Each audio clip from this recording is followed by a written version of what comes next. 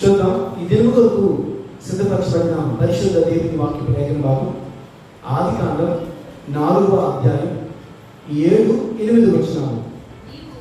నీవు సక్రియ చేసి తలనెత్తుకునవా, సక్రియ చేయని ఎడల వాకిట పాపము పొంచి ఉండును, నీ ఎడల దానికి వాంఛ కలుగును, నీవు దానిని ఏలుదువనెను.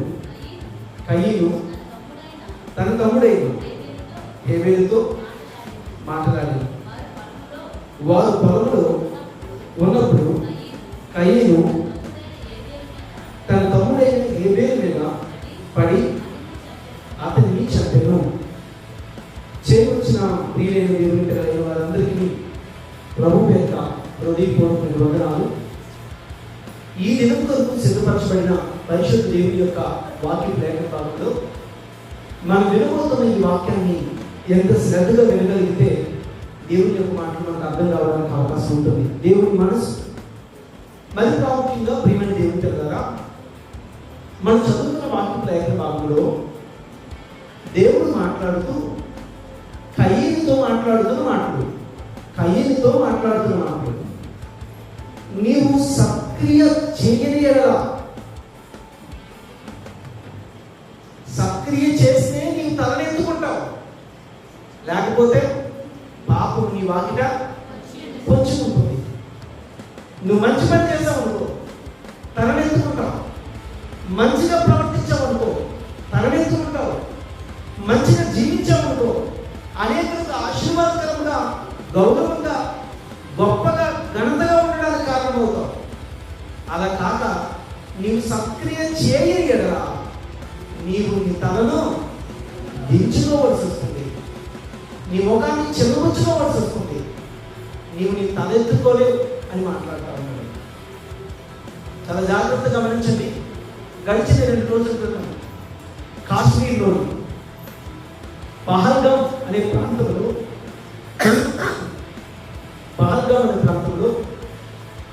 విచక్షణారహితంగా కాల్పులు జరిపి 28 మందిని చంపేశారు. 20 మందికి పైగా గాయపడ్డారు. అక్కడికి వెళ్ళిన వారు ఆ కాశ్మీర్, ఆ ప్రాంతంలో ఉంటున్న అందాలను చూడడానికి, అక్కడ ఉన్న పరిసరాలను చూడడానికి, అక్కడ ఉన్న పరిస్థితులను ఆస్వాదించడానికి. కానీ ఏం జరుగుతుందో తెలుసా? ఏం జరుగుతుందో తెలుసుకోలేపే 28 మందిని పట్టణ పెట్టుకున్నారు. ఇక్కడ మనం చదువుకున్న విషయంలో సొంత అన్నయ్యే తమ్ముడు తన పట్టణ పెట్టుకుని చంపేశారు. సొంత అన్నయ్య వారు పొలంలో ఉండగా అన్నయ్య తన తమ్ముడి మీద పడి చంపేశారు. మరి ఇక్కడ వీళ్ళు ఈ పహల్గాం అనే ప్రాంతంలో 28 మందిని పట్టనట్టుకున్న వీళ్ళు భూమి మీద బ్రతుకుతున్న మనుషులంతా ఒక తండ్రి పిల్లలు కాదా?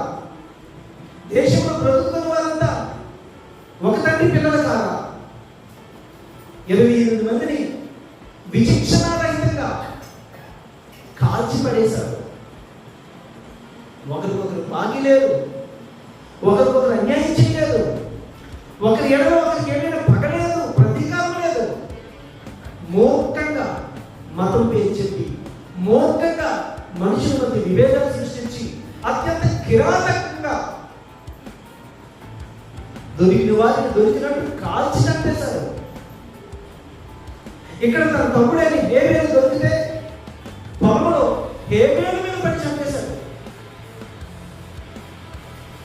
హేబేలు చంపడానికి కారణం ఏంటి? హేబేలు ఏమైనా కయ్యను ఆశ్రయిస్తున్నాడా? హేబేలు ఏమైనా కయ్యను దగ్గర బలవంతంగా ఏదైనా రాకున్నాడా? ఏమీ లేదు. ఇక్కడ ఉంటున్న ఈ కాశ్మీర్ ప్రాంతంలో, ఈ పహల్గాం ప్రాంతంలో విహారయాత్రకు వెళ్ళిన వారు ముష్కరులుగా మారి వారిని చంపిన వారికి ఏమైనా అన్యాయం చేశారా? వారు ఆస్తులు ఏమైనా దోచుకున్నారా? వారి ఇల్లు ఏమైనా దోచుకున్నారా? లేదే. అన్యాయంగా, అక్రమంగా, అత్యంత పాశవికంగా అంతమందిని చంపేశారు. ఒక మనిషిని ఇంకొక మనిషి చంపడానికి గల కారణం ఏముంటుందో చెప్పండి? ఒకరిని ద్వేషించడానికి కారణాలు ఎన్నైనా ఉండొచ్చు, కానీ చంపడానికి అధికారం, చంపే నిర్ణయం ఏమండి? భారతదేశ న్యాయ వ్యవస్థ ఎంత గొప్పదండి! ఒకరిని చంపడానికి ఎంత రీజన్ ఉండాలి, ఎంత కఠినమైన కారణం ఉండాలి. ఒక వ్యక్తిని ఉరి శిక్ష తీయాలి. కొన్ని దేశాలలో చట్టాలు చిన్న తప్పులకి అత్యంత కఠినమైన శిక్షలు వేస్తాయి. కానీ భారతదేశంలో ఆ నేరం ఎంతో తీవ్రమైనదై ఉండాలి. అప్పుడు ఒకరిని చంపే నిర్ణయాలు ఎంత దారుణంగా కనిపిస్తున్న వారిని కంటికి కనబడినట్టు కాల్చిపడేశారు. దేశం మొత్తం మోగిపోయింది. ఒకరు చంపుకుని హక్కు కానీ అధికారం కానీ అలాంటి క్రూరమైన నిర్ణయాలు కానీ ఎంత మాత్రం సహింపజాలని. తన సొంత తమ్ముడిని చంపేస్తేనే పరలోకపు తండ్రి అని దేవుడు మాట్లాడుతున్నాడు. ఒక్కడిని చంపితేనే కయ్యేను నీ తమ్ముడైన హేబేలు నీ చేతుల్లో చచ్చిపోయిన వారు ఎవరో తెలుసా? సాక్షాత్తు నీ అన్నదమ్ముడు, అక్క చెల్లెలు, నీ వాళ్ళే వాళ్ళు. యుద్ధంలో చంపబడుతున్నవారు, నక్సలిజంలో చంపబడుతున్నవారు, టెర్రరిజంలో చంపబడుతున్నవారు, ఒక్కొక్క కారణంతో ఒక్కొక్క పరిస్థితిలో చంపబడుతున్నవారు. ప్రియమైన దేవుని పిల్లలారా, ఈ రాత్రికాల సమయంలో దేవుని సన్నిధిలో దేవుని పిల్లలుగా చేర్చబడిన మనం, ఒక అన్నయ్య తన తమ్ముడి మీద పడి చంపితే, ఒక అన్నయ్య తన తమ్ముడిని ద్వేషించి చంపితే దేవుడు అడుగుతున్నాడు, నీ తమ్ముడైన హేబేలు ఎక్కడ? ఇప్పుడు 28 మందిని పట్టణ పెట్టుకున్నా. వాళ్ళని దేవుడు అడిగితే భూమి మీద వారికి రోగాలు ఉంటాయా? వాళ్ళు సక్రియ చేయలేదు కనుక, దొంగ దెబ్బ తీశారు కనుక, అన్యాయంగా అక్రమంగా చేశారు కనుక ముఖాలు కూడా చూపించలేని పరిస్థితిలో ఉన్నారు. వాళ్ళు చంపిన తర్వాత పారిపోయారు, చంపిన తర్వాత దాక్కున్నారు. వారి ఐడెంటిటీ తెలియకుండా, వారి ముఖాలు చూపించకుండా. కారణం ఏంటో తెలుసా? వారు సక్రియ చేసిన వారు కాదు. దేవుడు అంటున్నాడు, నీవు సక్రియ చేసిన కదా నీవు నీ తల ఎత్తుకున్నవా? ఎవరి సైన్యంలో ఉండి పోరాడాలనుకోండి, శత్రువుని చంపాలనుకోండి, అప్పుడు ఏం చేస్తారు తెలుసా? సగర్వంగా తల ఎత్తుకుంటారు. మేము మా శత్రువులతో పోరాడాం. ఇప్పుడు అన్యాయంగా నిరాయుధులైన వారిని, విహారయాత్రకు వచ్చిన వారిని అన్యాయంగా అక్రమంగా చంపేశారండి. దేవుని పిల్లలారా, ఇంతటి క్రూరమైన స్వభావం, ఇంతటి క్రూరమైన బ్రతుకు వారి జీవితంలోకి ఎందుకు వచ్చిందో తెలుసా? వారి బ్రతుకు తిరుమలట ఏ రోజు సక్రియ చేసిన వారు కాదు కనుక, పాపము వారి వాకిట పొంచి ఉన్నది కనుక, వారి బ్రతుకులు అంత కఠినంగా, వారి నిర్ణయాలు అంత కఠినంగా, బలత్కారంగా మారిపోయాయి. వారి బుద్ధిని రాక్షస బుద్ధిని చెప్పచ్చు. ప్రియమైన దేవుని కదా, దేవుని యొక్క మాటలు గమనించాలని మనం చేసుకున్నాం. కాశ్మీర్ ప్రాంతంలో, పహల్గామ్ అనే ప్రాంతంలో విహారయాత్రలు చంపబడిన వారి గురించి దేశం మొత్తం రోధిస్తుంది, మోగబోతుంది. ఎందుకు ఈ నరమేధం? ఎందుకు ఒక మనిషి ఇంకొక మనిషిని చంపే విధంగా ఎన్ని కారణాలు ఉంటాయి చెప్పండి? నా భర్త సరిగా లేదు, భార్య సరిగా లేదు, భర్త, పిల్లలు సరిగా లేదు, తల్లిదండ్రులు సరిగా లేదు, పిల్లలు, ఇలా వ్యక్తిగతంగా ఎన్ని కారణాలు ఉంటాయి. కానీ ఏ కారణంతో వారు చంపబడ్డారు? వారికి శత్రుత్వం లేదు, ఆస్తి గొడవలు లేవే, తగాదాలు లేవే.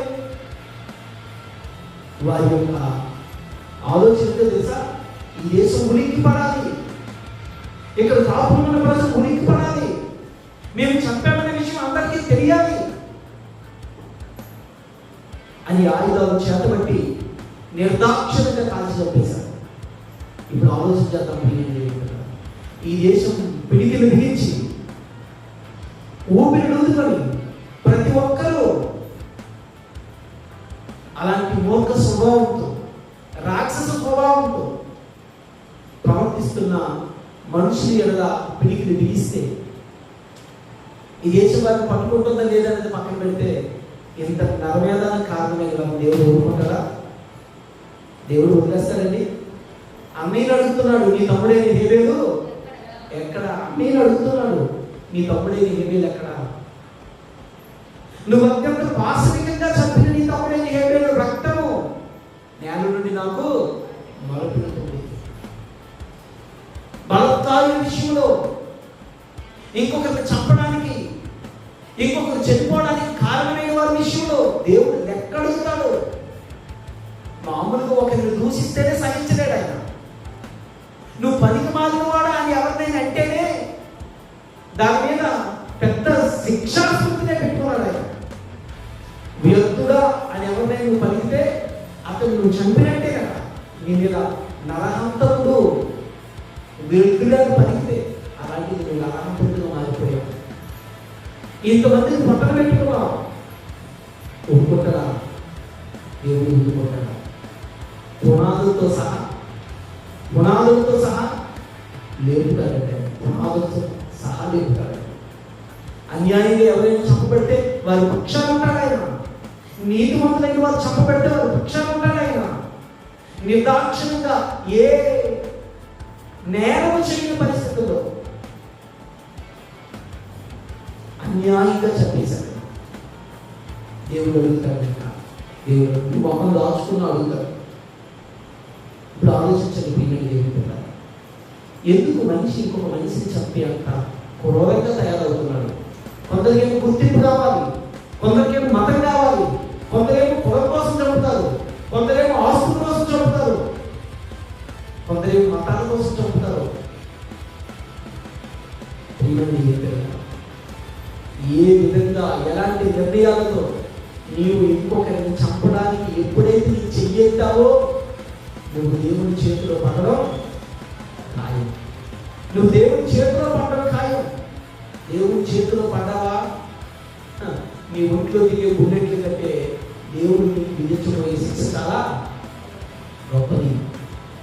దేవుని చేతిలో పడకూడదు. దేవుని చేతిలో పడితే ఎలా ఉంటుందో తెలుసా? ఫరో అన్న ఆయన దేవుని చేతిలో పడ్డాడు. దేవుని చేతిలో పడితే ఆ దేశం ఏమైందో తెలుసా? మిడతలు వచ్చాయి, పేర్లు వచ్చాయి, గొడుగులు వడగండ్లు పడ్డాయి, పంటలు నాశనమయ్యాయి, నీళ్లు రక్తంగా మారాయి, కప్పలు వచ్చాయి, దూరి పేరుగా మారిపోయింది. ఆ దేశంలో ఉన్న ప్రథమ కుమారులంతా, ప్రథమ సంతానం అంతా చంపబడ్డారు, పురుగులు వచ్చాయి. ఎందుకు చెప్తున్నాడు తెలుసా? దేవుని చేతిలో పడితే చితక్కొట్టేస్తాడు. దేవుని చేతిలో పడితే చితక్కొట్టేస్తాడు. ఇంకొకరిని చంపే అధికారం, ఇంకొకరి జీవితాన్ని పాడు చేసే అధికారం, ఒక కుటుంబాన్ని ఎంతమంది బాధపడతారు చెప్పండి. ఇప్పుడు వారిని నమ్ముకున్న వారి కుటుంబం, వారి మీద ఆధారపడిన వారి పిల్లలు, భార్యలు, భర్తలు, వారి బంధువులు ఏమైపోతారు? నడి రోడ్డు మీదకి వచ్చేస్తారు కదా. అభంశుభం తెలియకుండా ఆహ్లాదంగా విహారయాత్రకు వెళ్ళి అక్కడ ఉంటున్న ఆ అందమైన ఆ ప్రాంతాలను చూసి పరవశించుకోవాల్సిన వారు బోరున ఏడుస్తూ ఉన్నారు. మిగిలిన వారు, గాయపడిన వారు, బంధువులైన వారు. ప్రియమైన దేవుని పిల్లలారా, ఇది తప్పునా? మతం పేరు చెప్పి ఎలాంటి పరిస్థితులు? కొంతమంది కులం పేరు చెప్పి చంపుతుంటారు, కొంతమంది ఆస్తుల కోసం ఆప్తులను చంపుతుంటారు. భర్తను మొక్కలు చేసింది, భార్యను మొక్కలు చేశారు. ఇవి చూస్తూ చదువుతుంటే ఎంత క్రూరంగా ఉంటారా, ఎంత క్రూరంగా ఉంటారా? ఎందుకంత క్రూరంగా ఉన్నారంటే, ఎందుకంత క్రూరంగా ఉన్నారంటే వాక్యం చెప్తుంది, నువ్వు దేవునికి దూరంగా ఉన్నావు. నువ్వు దేవునికి దూరంగా ఉన్నావు. నువ్వు సక్రియం చేసే మనిషి కాదు. నీలో రాక్షసత్వం, రాక్షసుడు ఉన్నాడు. కాబట్టి అందుకే ఇంత కఠినంగా ఇంత మూర్ఖంగా, ఇంత పాశవికంగా తయారయ్యావు. నువ్వు ఒక సైకోవి. ఇలాంటి నిర్ణయాలు తీసుకుంటే నీవు సైకోవి. దేవుడితో సంబంధం ఎప్పుడు మనిషి తెగిపోతుందో అప్పుడే మనిషి మృగంగా మారిపోతాడు. దేవుడితో సంబంధం ఎప్పుడు తెగిపోతుందో అప్పుడే మనిషి మృగంగా మారిపోతాడు. మనిషి మృగంగా మారిపోతే అన్నని చంపుతాడు, భార్యని చంపుతాడు, భర్తను చంపుతాడు, పిల్లలు చంపుతారు, అన్నదమ్ములు చంపుతారు, అక్క చెల్లెలను చంపుతారు. యుద్ధాల పేరిట ఆ దేశం ఈ దేశం మీదకి, మతాల పేరిట ఆ ప్రజలు ఈ ప్రజల మీదకి, కులాల పేరిట ఆ ప్రజలు ఈ ప్రజల మీదకి ఒకరికొకరు తప్పులు చస్తుంటారు అధికారం కోసం. దానికి గల కారణం ఏంటో తెలుసా? దేవుని భయం ప్రజల మధ్య, దేవుని యొక్క చట్టం ప్రజల మధ్య లేదు కనుక దేవుడు చూడడేమో అనుకుంటున్నారు. మోషే అనే ఒక నాయకుడు మనకు తెలుసు. కళ్ళ ముందు అన్యాయం జరుగుతుంటే చూడలేక, దేవుని అనుమతి లేకుండానే ఒకరిని చంపి పూడ్చిపెట్టేశాడు. దేవుని అనుమతి లేకుండా కానీ నీ కళ్ళ ముందు అన్యాయం జరిగినా ఒకరిని చంపే అధికారం మళ్ళా నీకు ఎవరివ్వాలి? దేవుడు ఇవ్వాలి. లేదా చట్టానికి అప్పచెప్పాలంటే నీ చేతుల్లో తీసుకోకూడదు చట్టాన్ని. అప్పుడు దేవుని చట్టాన్ని నీవు నీ చేతుల్లో తీసుకోవడానికి కారణమవుతుంది. చంపే అధికారం దేవుందే, చంపే అధికారం దేవుందే. యేసుప్రభువు అంటారు, తండ్రి వీరేమి చేయించున్నారు వీరు ఎరుగరు కనుక. చంపే అధికారం నీకుంది, శిక్షించే అధికారం నీకుంది. నన్ను వీళ్ళు బాధ పెడుతున్నా, నన్ను వీళ్ళు అవమానిస్తున్నా, నన్ను వీళ్ళు నిందిస్తున్నా, వారిని క్షమించు ప్రభువా అని అడిగారు. ఈరోజు ఏ విధమైన సంబంధం లేని మనుషులను పెట్టలు కాల్చినట్టు కాల్చేశారు. వీరు ఏమని పిలుద్దాం? మరలా వారు చెప్తున్నప్పుడు ఏమని చెప్పారు తెలుసా? మీరు హిందువులా అని అడిగి చెప్పారట. మీరు హిందువులా అని అడిగి చెప్పారట. మరి ఆ బుద్ధిని ఏ బుద్ధి అంటారు? రాక్షస బుద్ధి కాదా? క్రూరత్వం కాదా? పాపం వారి వాటిని పొంచి ఉండలేదా? దేవుడి చేతులు పడడానికి వారు ఎంత తొందరపడుతున్నారు ఆలోచించు.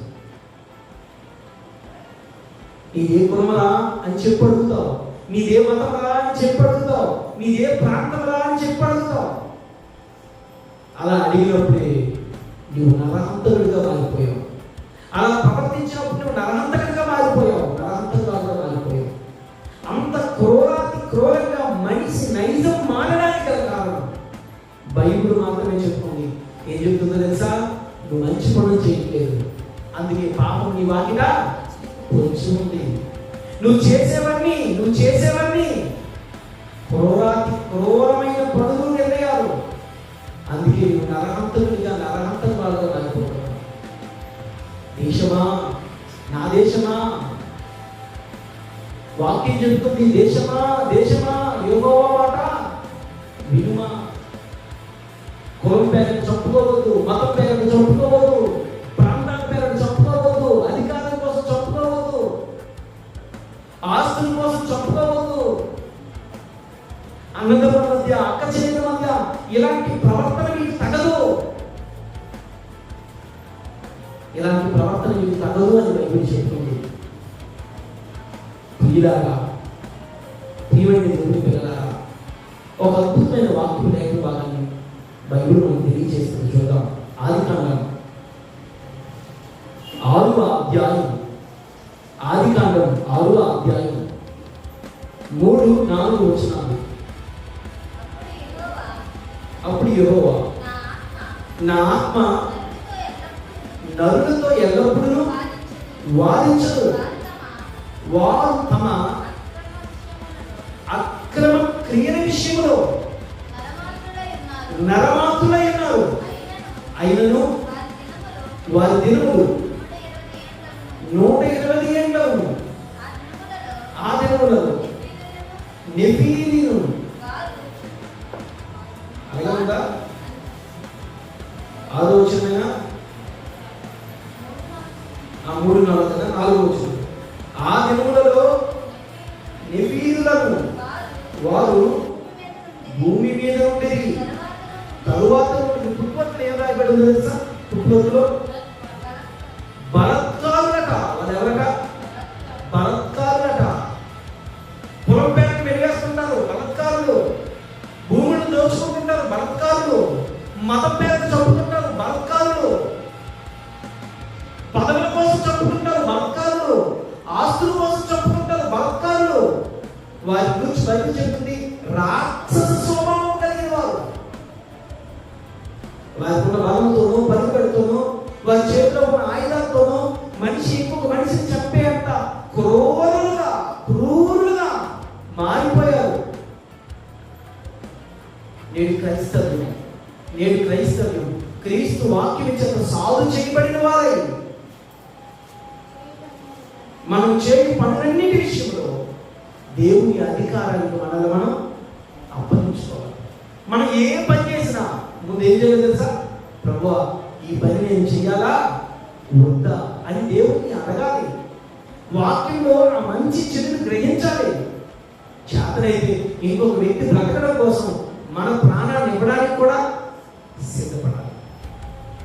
సహోదరులారా, ప్రభు మనకి ఎట్టి ప్రేమను తీయించిన చూడుడి. ఆయన అలాంటి ప్రేమను తీయించి తన ప్రాణాన్ని మనకి ఇచ్చాడు. మనము భక్తులు పౌలు గారు రాస్తూ, శిష్యులైన వారు రాస్తూ, పత్రికలు రాస్తున్న వారు చెప్తున్న మాట, మనము మన సహోదరులను ప్రేమించ భక్తులమై ఉన్నాము, వారితో ప్రాణము పెట్టబద్దులమై ఉన్నామని మాట్లాడతారు. దేవుణ్ణి భక్తి చేసేవారికి అర్థమేంటో తెలుసా? ఇంకొక కొరకు ప్రాణం ఇచ్చేవారు. నువ్వు ఈ మతంలో ఉన్నా, ఏ మార్గాన్ని అవలంబిస్తున్నా, నువ్వు ఏ త్రోవ నడుస్తున్నా, వాక్యం చెప్తున్న విషయం ఏంటో తెలుసా?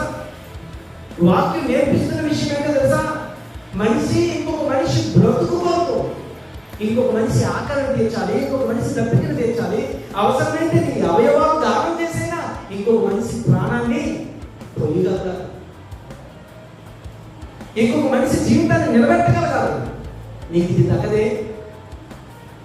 నీ ప్రాంతంలో ఆస్తులు పెరట ఆప్తులను పోగొట్టుకున్నవారు, కుటుంబ వివాదాల్లో రక్త సంబంధికులు పోగొట్టుకున్నవారు, అన్నదమ్ములు పోగొట్టుకున్నవారు, అక్క చెల్లెలు పోగొట్టుకున్నవారు, వివిధ కారణాల చేత మనిషి ఇంకొకరి మీద పడి చంపుతుంటే, మతం పేరుతో ఇంకొకరి మీద పడి చంపుతుంటే, మానవత్వాన్ని మంటగలుగుతుంటే దైవత్వం ఊరుకుంటుందా? దేవుడు ఊరుకుంటాడా? అడుగుతాడు. నేను లెక్క అడుగుతాడు. ఏమడుగుతాడు తెలుసా? కయీను నీ తమ్ముడైనా దేవే ఎక్కడ? పహల్గాములో చనిపోయిన వారి పక్షాన దేవుడు అడుగుతాడు. దేవుడి పిల్లలైన వారి పక్షాన దేవుడు అడుగుతాడు. భూమి మీద బ్రతుకుతున్న ప్రతి ఒక్కరి పక్షాన, అన్యాయమైపోతున్న వారి పక్షాన, అక్రమంగా చంపబడుతున్న వారి పక్షాన, నేల రాలిపోతూ రక్తం కారుతున్న వారి పక్షాన దేవుడు అడుగుతాడు. దేవుడు అడుగుతాడు. ఆయన దగ్గర ఎక్కడికి పోతుంది చెప్పండి? ఆయన దగ్గర ఎక్కడికి పారిపోగలని చెప్పండి? ఆకాశం ఎక్కడున్నా అక్కడ నీవు ఉన్నావు. నేను సముద్రపు దిగంతంలోని భూ దిగంతంలోని దిగుతున్నా అక్కడ నీవు ఉన్నావు. నీకు మరుగు చూడేది. ఒకవేళ కొద్ది రోజులు భారతదేశ ప్రభుత్వానికి దూరంగా ఉండొచ్చు, భారతదేశ ప్రభుత్వానికి దూరంగా బ్రతకవచ్చు, నేరం చేసుకున్న రోజు తప్పించుకోవచ్చు, నేరం చేసుకున్న రోజు నువ్వు దాచుకోగలవు. కానీ దేవుని చేతిలో ఒకరోజు పడక, దేవుని చేతిలో ఒకరోజు పడక తప్పదు. ఆ దినం ఉందే, ఆ దినాన్ని నేను కాపాడగలరు. నీ ముఖాన్ని దాచుకోవడానికి, నిన్ను నువ్వు బంగారులో వెళ్ళిపోవడానికి విడిచిపెట్టడానికి ప్రియులారా, ఇశ్రాయేలీయులు దేవుని పిల్లలైన వారు, దేవుడు తన చేతితో తోడుకుని వెళ్తుంటే బలవంతంగా బలత్కారులైన వారు వారిని చంపడానికి వెనకాల ప్రయాణం ఇనపరదముల మీద పరిగెడుతుంటే, ఎర్ర సముద్రం మధ్యలో వారు నడుస్తున్నప్పుడు వాళ్ళందరినీ చంపడానికి బయలుదేరిన గుంపు ఏమైందో తెలుసా? ఎర్ర సముద్రం మధ్యలో మునిగిపోయారు. బలత్కారులైన వారు, దేవుని చట్టానికి దూరంగా ఉన్నవారు, మనిషి ఇంకొక మనిషిని హింసించే స్వభావంతో ఉన్నవారు, మనిషి ఇంకొక మనిషి కష్టాన్ని జీవితాన్ని దోచుకుంటున్న వారు ఎవరైనా ఉంటే వారి పక్షాన దేవుడు వారిని తొలగించువాడుగా ఉన్నాడు. ప్రియమైన దేవుని సంగమా, చనిపోయిన వారి కొరకు, చనిపోయిన వారి కుటుంబాల కొరకు, రోగిస్తున్న ఈ దేశం కొరకు, క్రూరులుగా మారిన వారి కొరకు ప్రార్థన చేయాల్సిన బాధ్యత మనది. ఏమని ఆ కుటుంబాలు, ఏమని వారి జీవితాలు వాదార్చడం. కయ్యేని హేబేలు నేను చెప్పినప్పుడు ఆదాము హవ్వని ఎవరు వాదార్చుంటారు? ఏమని చెప్పి వాదార్చుంటారు?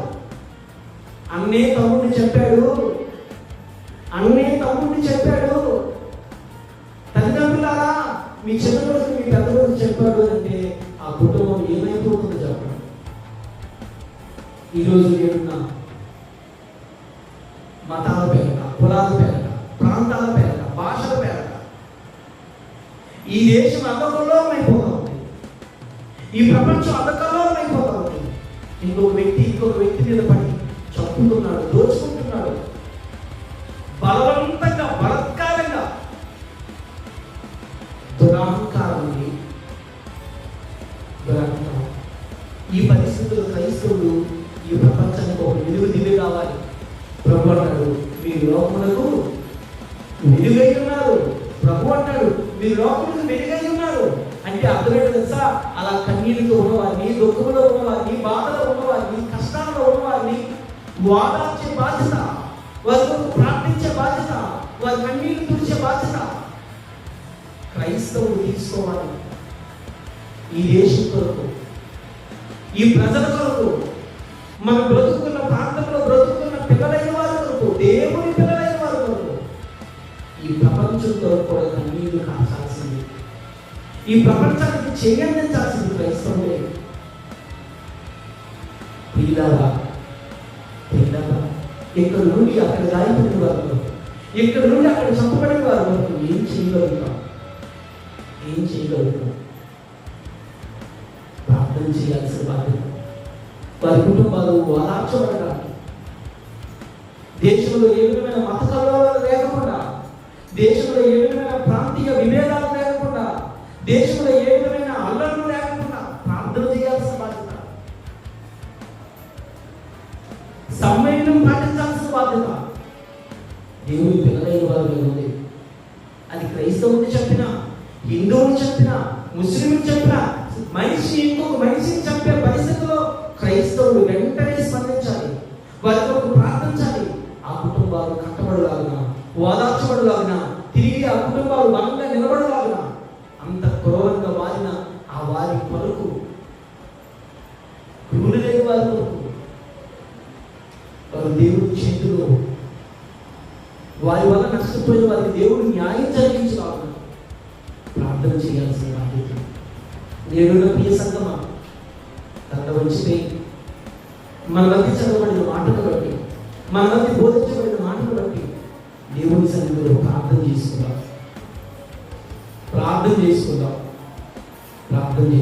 ప్రతి ఒక్కరు కూడా కళలో వస్తే ప్రార్థన చేసుకుందాం.